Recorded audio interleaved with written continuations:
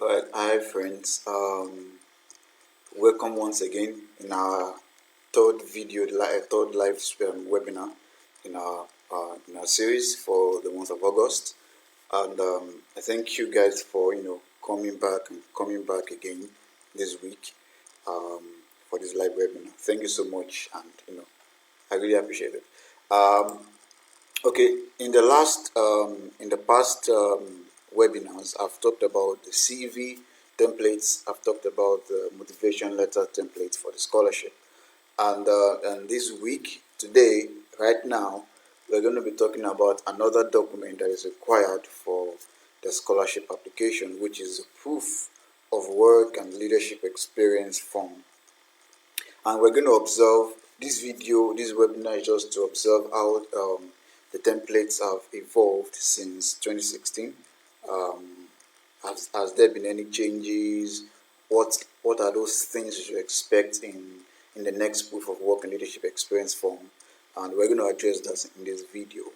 I won't be able to talk about how to fill this document in this video. That's exclusively for those that join my coaching program. But here, right now, I'm going to talk about any differences in the past templates um, and what to expect. And so, in the post for this video, I've attached the link of previous templates for the proof of work and leadership experience from 2016. So you can, after the video, after the webinar, you can just download it and to be able to see for yourself how the documents have evolved since 2016. But I actually need to sound a note of warning that the templates that are attached to this webinar cannot be used for the next application, because the scholarship will provide new templates uh, for the next application. So the ones that are attached to this video are just for guidance, for reference purposes only, for you to just study and see and prepare your mind for what to expect. You can't use them for the next application. So having done that, so let's get right into the reason why we are here this evening. All right. So as I always do at the beginning of every webinar, I have to make a little introduction about myself. That's in case we have new people who don't really know much about me, and who are joining us for this webinar. So my name is Mobolaji Folomisho, and I studied industrial engineering and management at Linköping University in the south of Sweden.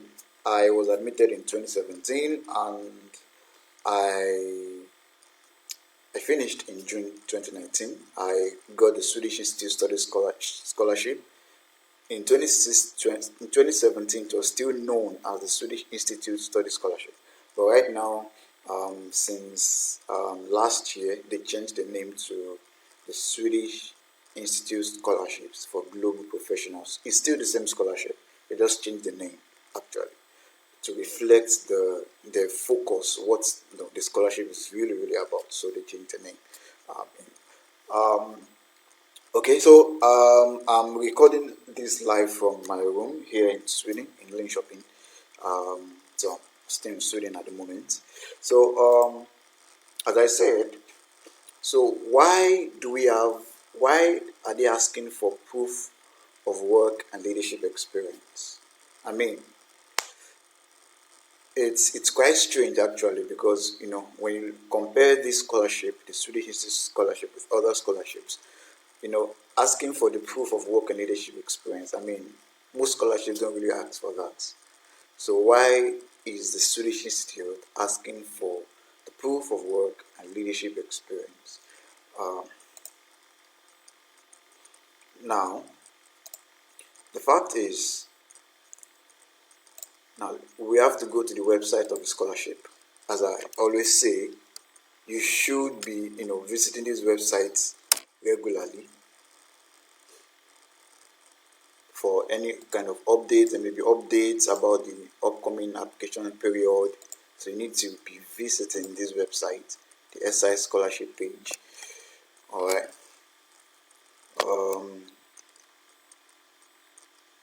All right. This is the scholarship we are talking about.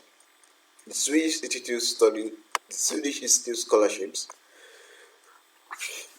the Swedish Institute scholarships for global professionals. All right, so that's the scholarship we are talking about, and the fact is, from the name alone, okay, look at this. From the overview, they said the Swedish Institute is now launching the Swedish. Now, they made these posts somehow around last year. That's when they updated these parts. The Swedish Institute is now launching the Swedish Institute Scholarships for Global Professionals, a new scholarship program which replaces the Swedish Institute Study Scholarships. So it's when you, what I've looked at it, and it's basically the same scholarship, just change the name, really. And from what I've seen, especially. So they changed the name to the Swedish Institute Scholarships for Global Professionals. So that is why they are asking for the proof of work and leadership experience, because the scholarship is for people who have work experience. That's the goal. That's the goal of the scholarship. Now let's look for more about the goal of the scholarship. All right. If you want to know what the scholarship includes, what benefits you stand to gain from winning the scholarship, what's included. The scholarship covers tuition fees directly paid to the Swedish University, so living expenses of 10,000 Swedish crowns. Okay, well, how much is 10,000 Swedish crowns? Let's check. xe.com. Okay, we want to convert Swedish crowns um,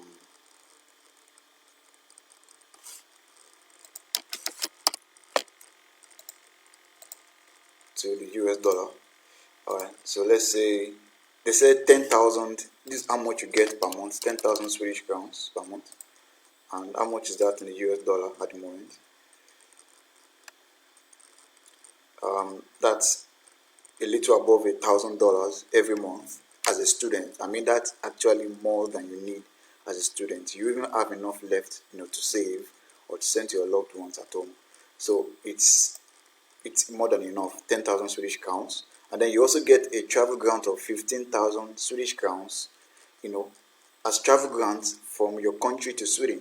And then there's health insurance, there's membership of a network of, scholarship holders in Sweden. And then there's an alumni network you get to be part of after your studies in Sweden. I mean, it's a whole lot of benefits.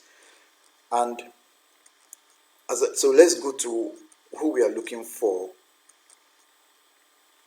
Now, look at this section. The goal is to enable scholarship holders to play an active role in the positive development of the societies in which they live.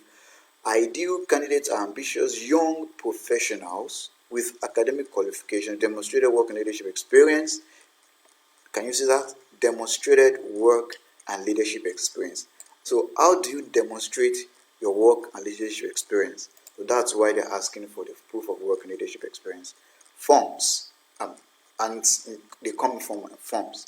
So usually, over the years, the scholarship has required that you have a minimum amount of hours of work experience, usually 3,000 hours of work experience. And if you want to know how to calculate the number of hours you've worked for, here, it's still on this page. They explained it on this page. Just go to the criteria area, then work experience, click on this. Scroll down. Now see how to calculate your employment hours. So they explain two kind of scenarios with examples of how to calculate your working hours. So it's very simple, straightforward. So they usually require about 3,000 hours of work experience, which in my own estimation should be about at least 2 years of working experience. And they also want to know through the proof of work experience, they wanted to show the quality of your work and leadership experiences and your volunteering experiences, which are very, very important, really. All right.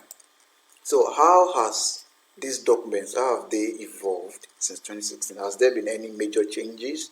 And what changes should you be expecting? All right. So I'm going to show you the previous templates right now. This is the 2016 template.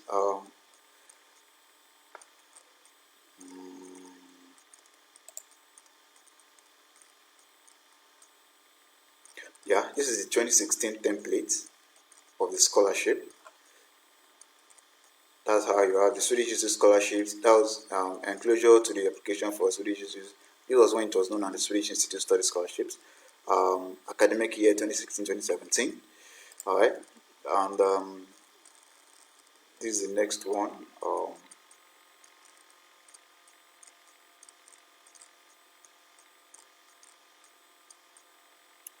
This is the 2017 one.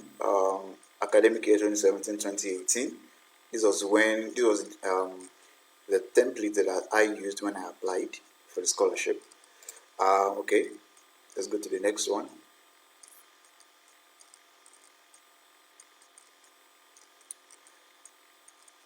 Alright, this is the 2018 one, 2018-2019 template, and this was the one that was used earlier this year for the scholarship application.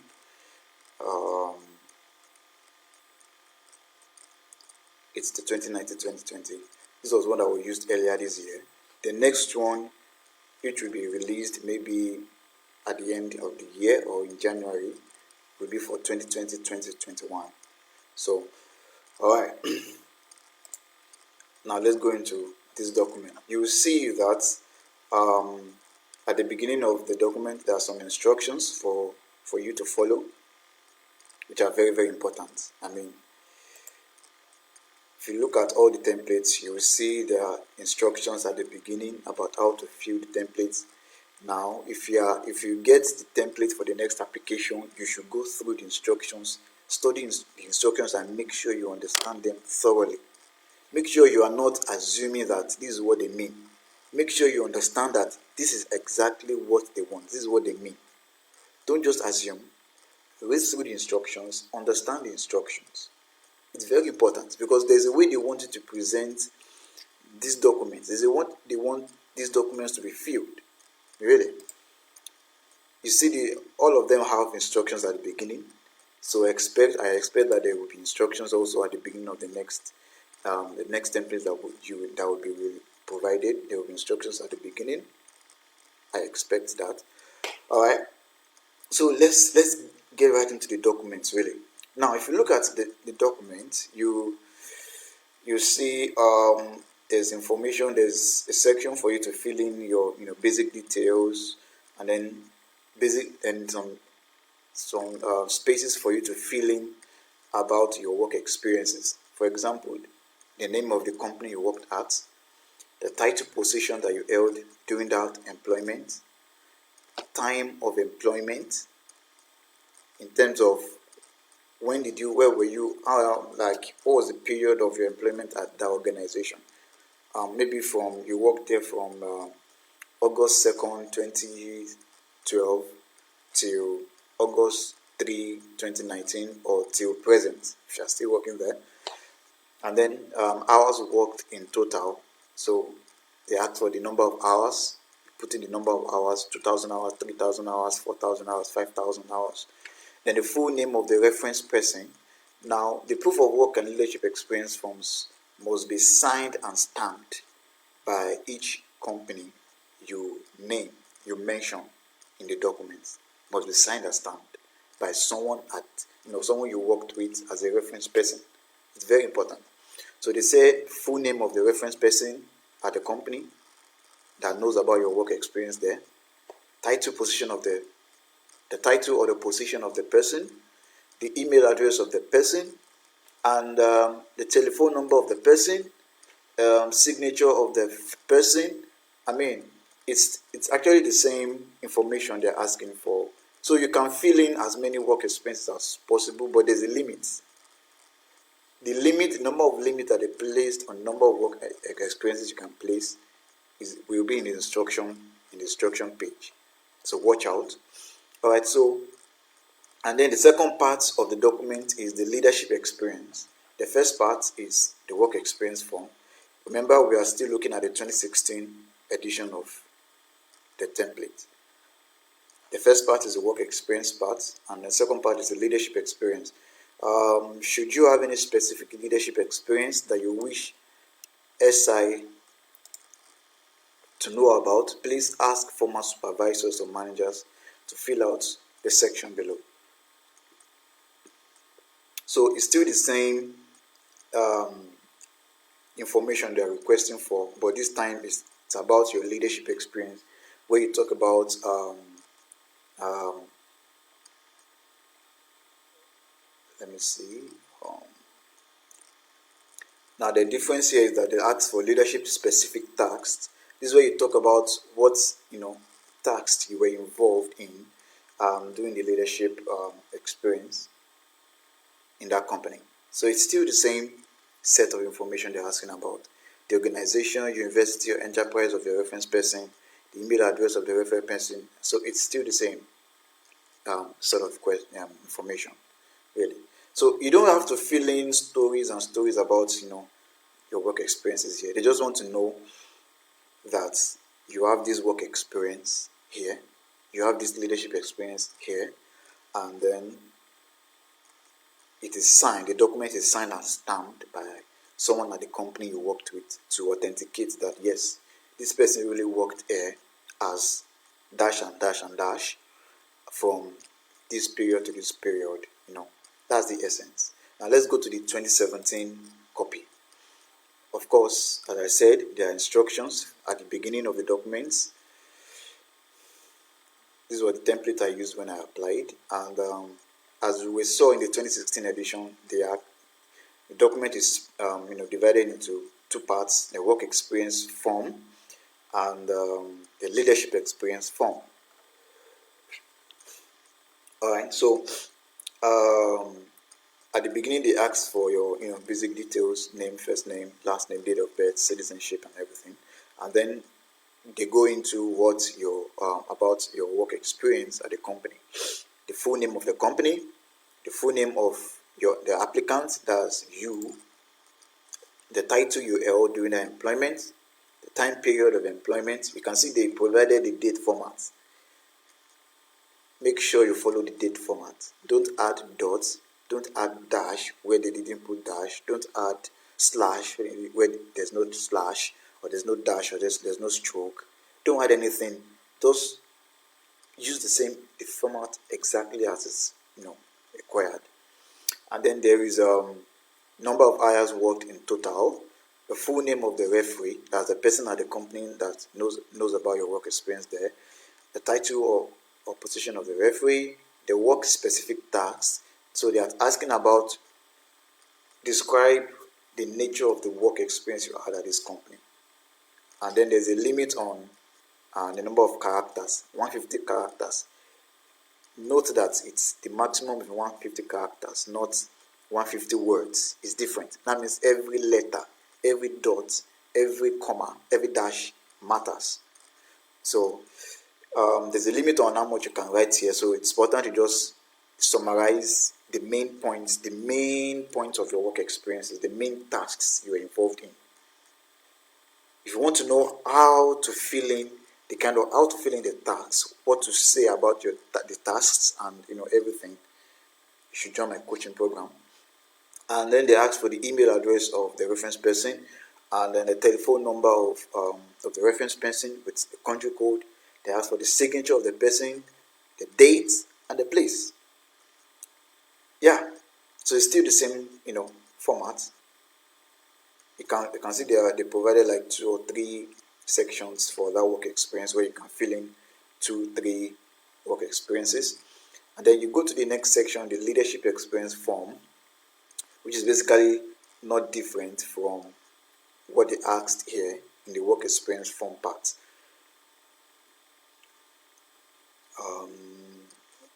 Full name of the referee, email address of the referee, telephone number of the referee, the organization, university, or enterprise of the referee, still the same section. But here they're asking for the leadership specific tasks. Here you talk about the specific leadership roles that you're involved in. Now, note this. It's not compulsory that the leadership experience you had at this organization it's in form of a titular position. You don't have to be a director or a supervisor or a manager for you to consider it as leadership experience. It can be that you were involved in a project where you led where you were involved, you were coordinated a project, you organized an event in your company or with your network or with your with an NGO, you organize an event for people. That's the leadership.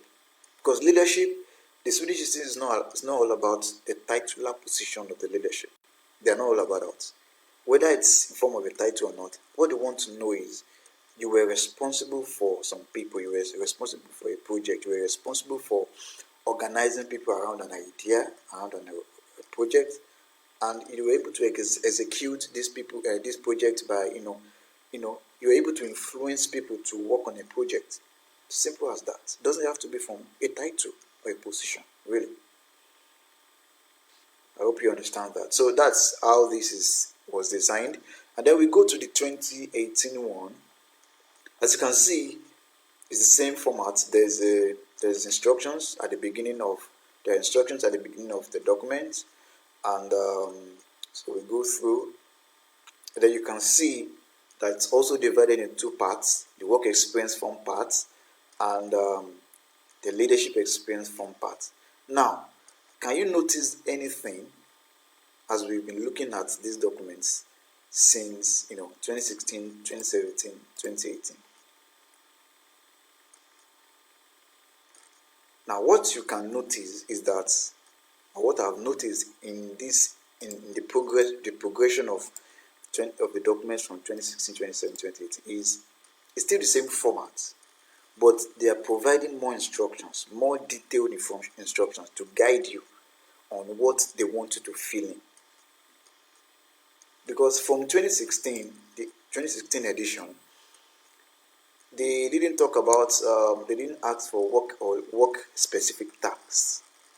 But if you see the 2017 edition, they're asking for work specific tasks with character limits. Then you go to the 2018 one, the same thing. You see work specific tasks of applicants, maximum of 250 characters. You see they've increased the number of characters from 150 characters here to 250 characters. So you can see the progression. It's still the same. Look at the first part. It's still your normal details. You fill in here, and then the full name of the company, the title you held, the time period, the hours worked in total. They don't want you to write your calculation of number of hours here. They just want you to put the number of hours you've worked there, and work specific tasks of the applicant.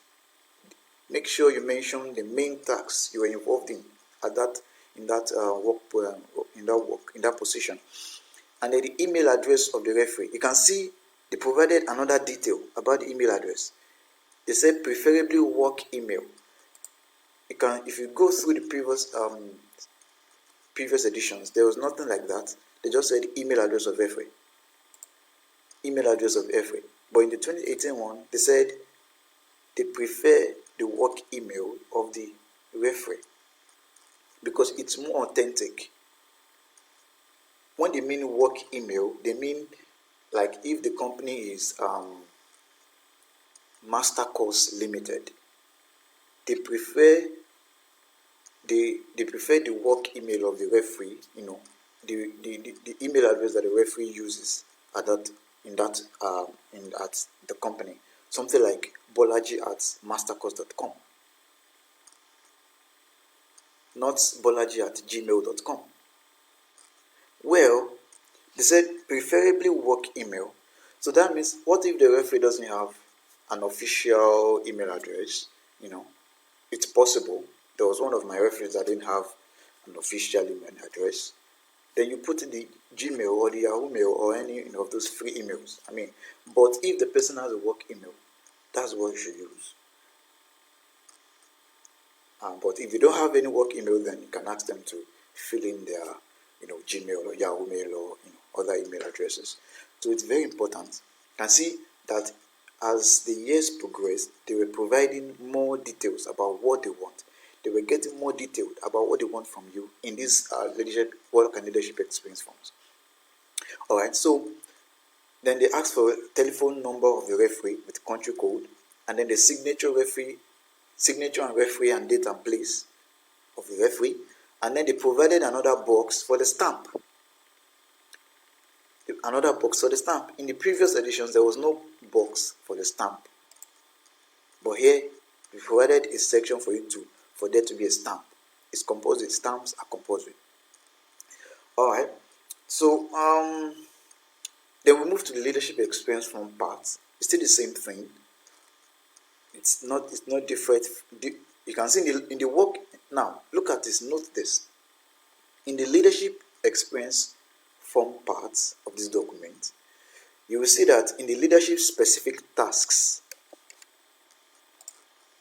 they ask for maximum of 400 characters to describe your leadership experience. But in the work experience part, they ask for 250 characters. So they want to talk more about your leadership experience because it's more important. Now, I want you to note, they give you more space for you to talk about your leadership experience than your work experience, meaning that what they are really after, apart from your work experience, is your leadership experience. Because it's very important. They want you to talk about it. So it's very important. And then, the other parts of the documents are not different from the work experience part. So note these differences when the next template is released. All right, let's go to the 2019 one and let's see if there's still any difference. All right, from the 2019 one, you can see, like the previous one we've seen, there are still instructions at the beginning of the page of the document, which are very important. And then there's a section for your details. And then they ask for there's a section, then as we've seen previously in the previous editions, there's a part it's divided into two parts: the work experience form part and the leadership experience form part. In the work experience form part, you can see there's a full name of the company where you worked or you work presently, the title, position you held, the time period of employment, from dash to today, or from dash to dash. Type of work. Now there's a drop down menu here. If you download the document, you will see the drop down menu for you to click the type of work experience that you had. Then the hours worked in total, provide a summary total number. Work specific tags. You can see here 250 characters. As we saw in 2018, they said for the work experience part, they said 250 characters. So it remained the same, 250 characters. And then the full name of the referee, the title, position of the referee, the email address of the referee, and they are saying again, preferably work email. Preferably work email. If the person doesn't have a work email, then they can use their normal Gmail address. Telephone number. Now, I want you to note that whatever I say in this video about the instructions, about email and everything, it's just for guidance purposes only. The instructions will be provided in the next template of the proof of work and leadership experience form. So just watch out, really. Then they say the telephone number of the referee with country code, and then the signature of the referee, and then there's a section again for the official stamp, which is very important. Now we move to the leadership experience part. You can see normal, here the difference is they're asking for the leadership specific tasks. They provided 400. They provided space for current 400 characters, just as we saw in the previous one, 400 characters for the leadership experience, and it is more than the work experience part, 250 characters. So they're telling you they want to talk more about your leadership experience. It's very important, really. So that's been the progression of this document. You can see that's been progression of this document. So really, what should you expect in the next proof of work and leadership experience form? Now, whatever I say now is just my own opinion based on what we have, all of us have looked at together in this video, of what we have seen from this video, of the trend or the progression we have we have seen together in this video. Now, what should we expect? I expect that there will be instructions at the beginning of the form, just as we've seen in the previous templates.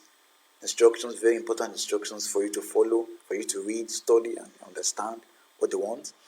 And then I expect that the document will be divided into work experience form part and the leadership experience form part, and basic information about yourself. I don't expect any much changes from this 2019 edition of the document. I don't expect much changes really. So if you want to, so I advise you to start practicing with this document, which is template, the 2019 one, so that when the next template is released, if it's still the same format, you can still just copy your responses and everything. But if it's different, I don't expect there should be much difference really. So I don't expect there to be much difference from this 2019 edition. So, but that's just a personal opinion of mine, really. Alright, that's what we've seen through this video. And next Saturday we're going to be talking about the next Saturday will be about the reference letter, really. The reference letter template, how it has evolved since 2016. So if you have any questions now, you can ask and I will answer as quick as possible. So post your questions now. I'll be watching out for them.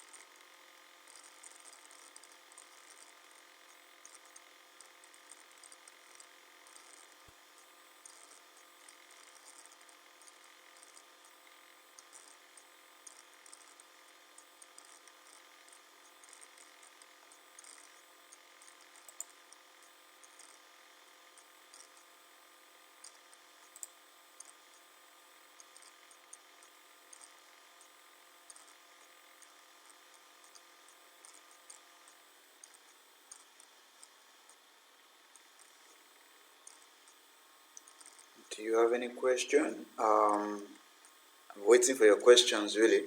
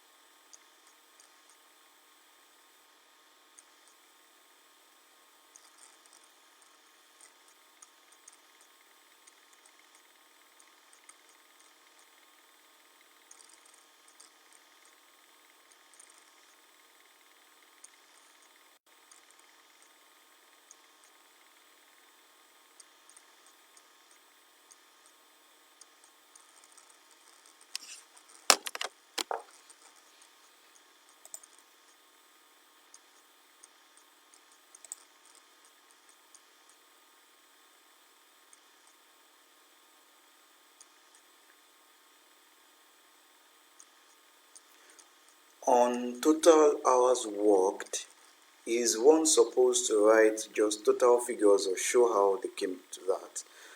I will say what I feel, what I think, but I will say that whatever I say now, you should still watch out for instructions in the next template that will be released, because what I say now could be different from what they want from you in the next template. But based on previous templates that we've looked at, what they really wanted was just the total number of hours you've worked in total, just the total. They don't want any calculation, and that is what I did. That is what I provided, just the total number of hours, not not a calculation of how you came about it. You just want the total number of hours. That's all.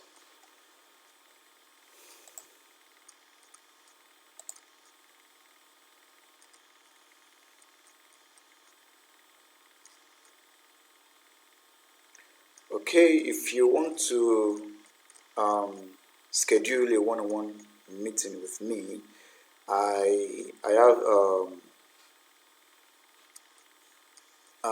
like if you want to schedule a video consultation with me, you can through this link bit.ly/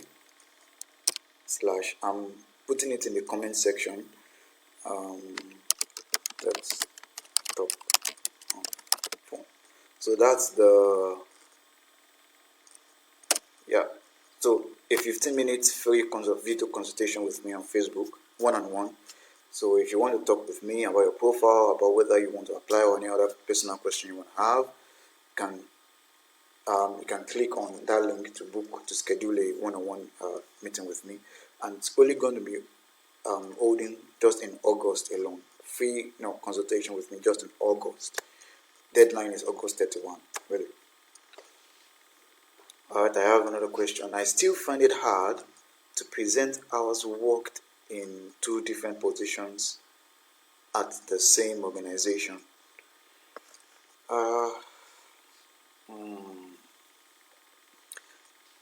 Same different positions at the same organization.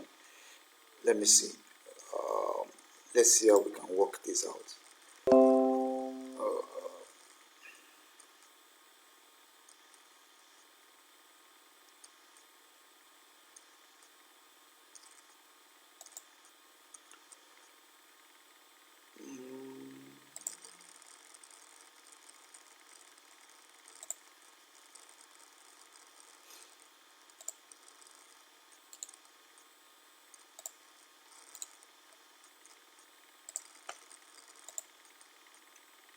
Okay.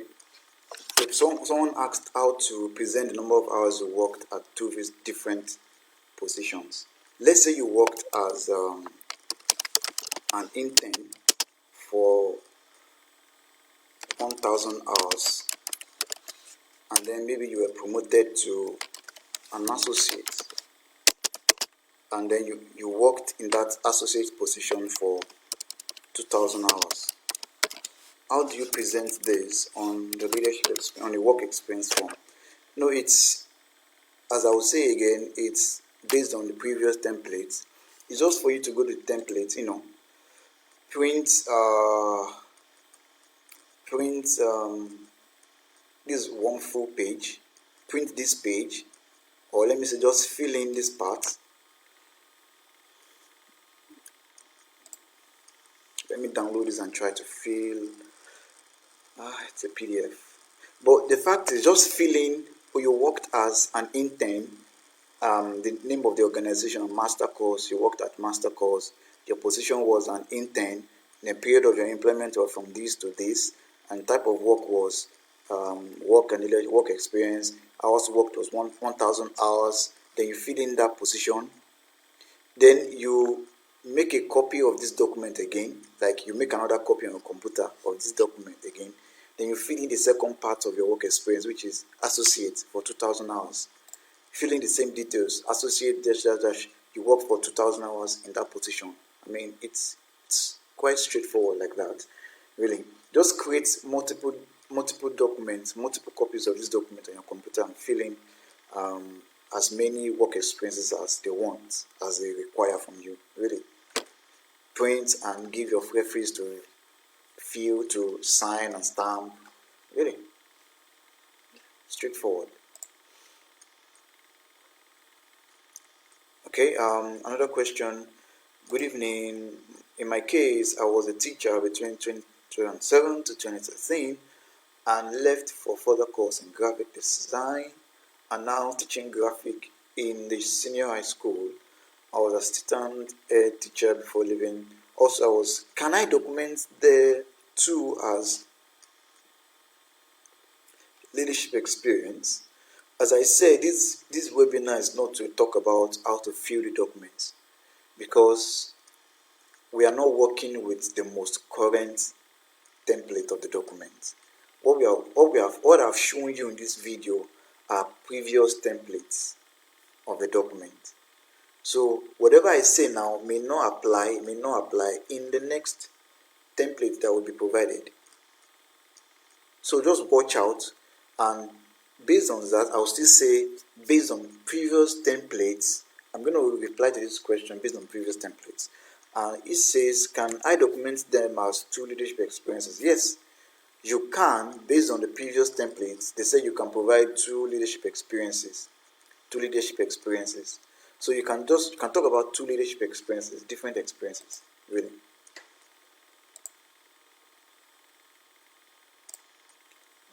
So any more questions?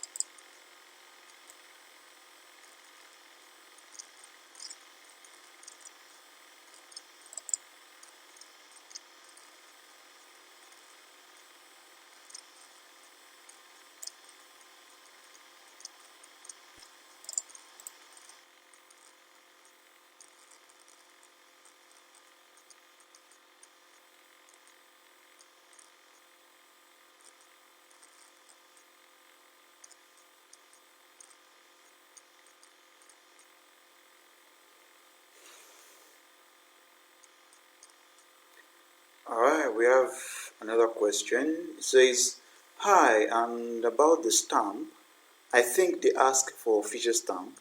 Can it only be signature of the person responsible?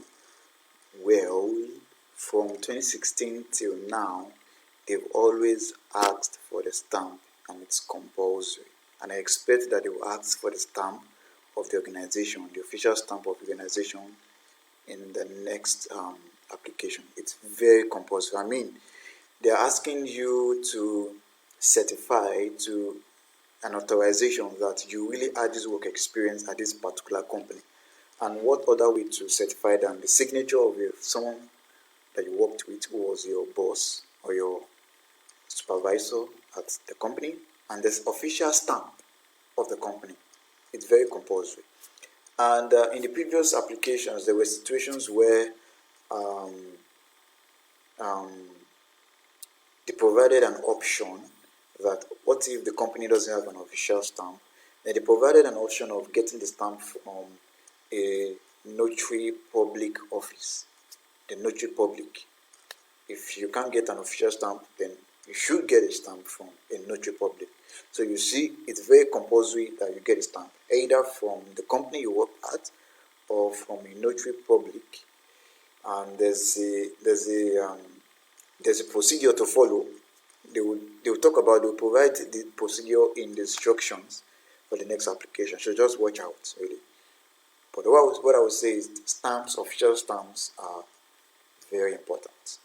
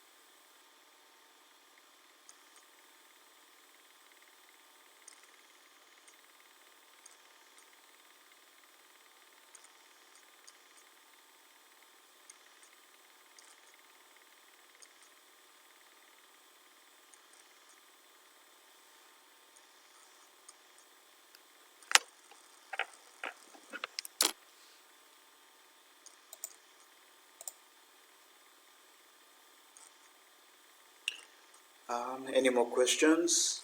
If I don't get any more questions in the next 5 minutes, I will close this webinar, and then we'll see next Saturday.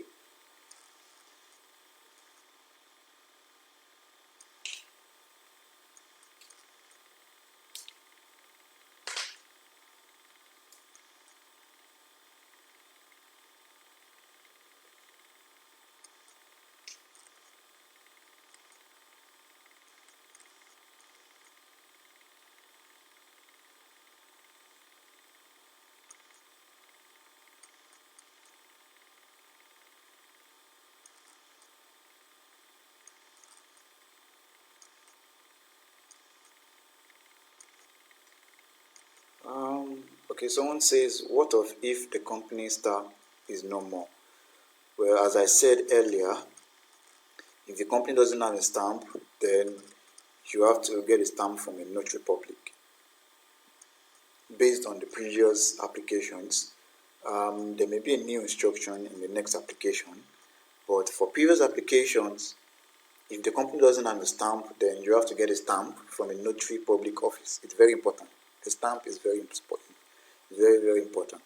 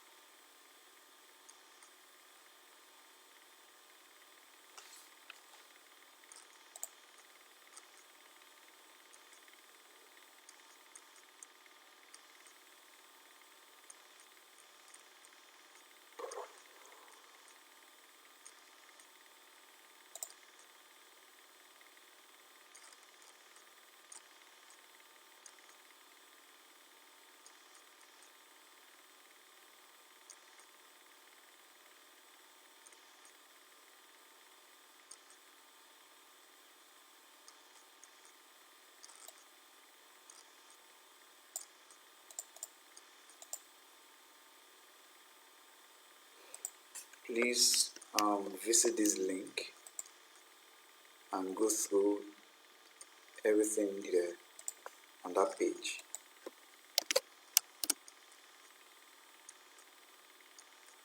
Visit that link and go through everything on that page thoroughly, very, very well. It's very important. And then also stay updated on this page, because as the new application season starts, they will update the information here. So you need to stay updated on maybe any new information that they provide. Really.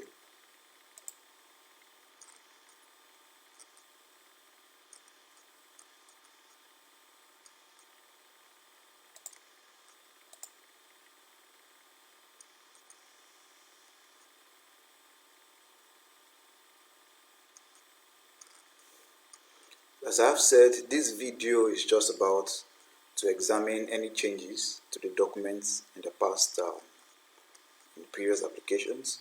If you want to, but as the application season will start, soon, I'll be going deeper and be teaching about how to fill these documents, and this is actually exclusively for those who are part of my coaching program. Really. So if you want to learn how to fill these documents when the new templates are released, I would advise you to join my coaching program as soon as possible. And the deadline to join is August 31, because by September 1 we are launching fully the program.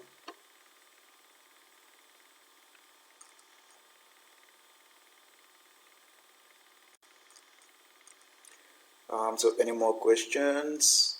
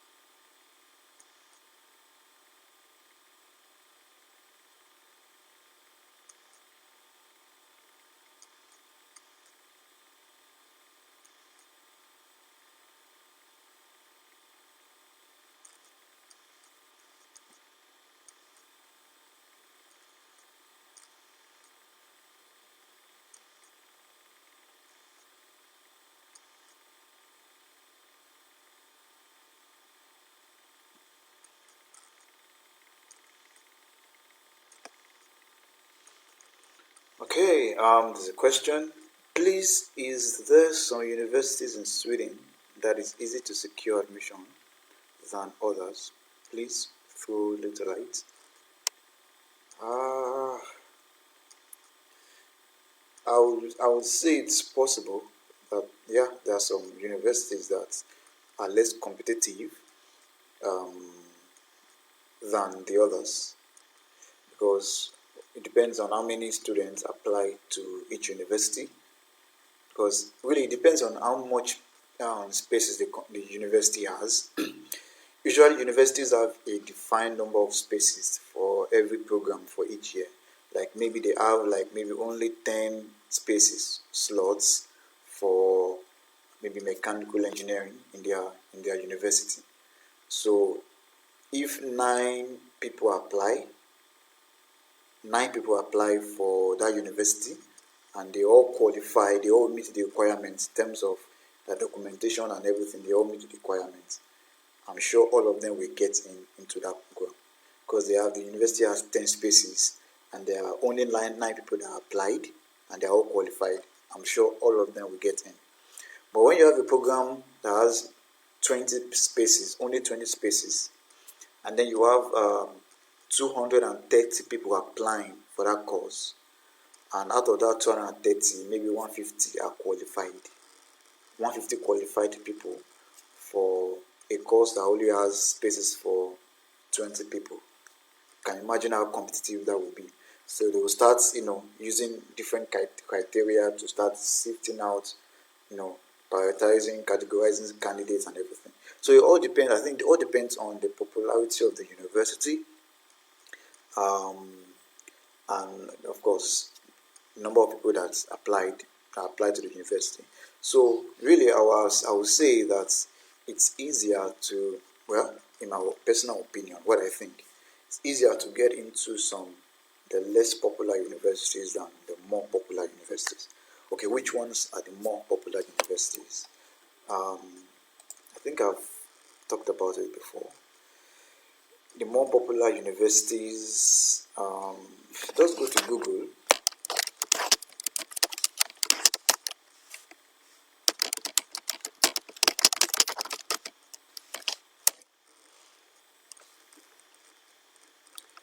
Um, I think the most popular universities in Sweden are Lund University, Lund, Stockholm, KTH, Uppsala, there's Chalmers, there's Karolinska, um, but all these ones, Dalarna, Mälardalens, Karlstad, Mid Sweden University, Kristianstad, they are not really, really popular. Gävle, Södertörn, Borås, they are not really popular. They are not so popular in Sweden. So I think it will be easier. Blekinge Institute of Technology, Halmstad, Hofde, there's all these universities are not so popular. Linnaeus University, so they are not so popular. But if we're talking about the most popular ones, talking about Lund, University of Stockholm, Stockholm University, Uppsala, Gothenburg, Chalmers, KTH, they are much more competitive really.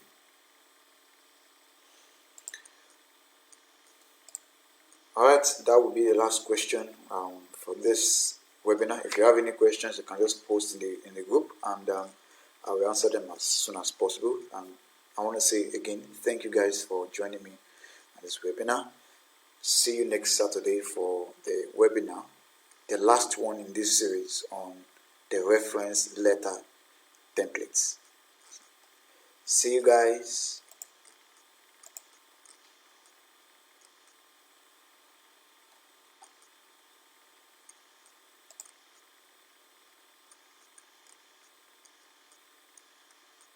And I want to say again, thank you guys for joining me on this webinar. See you next Saturday for the webinar, the last one in this series on the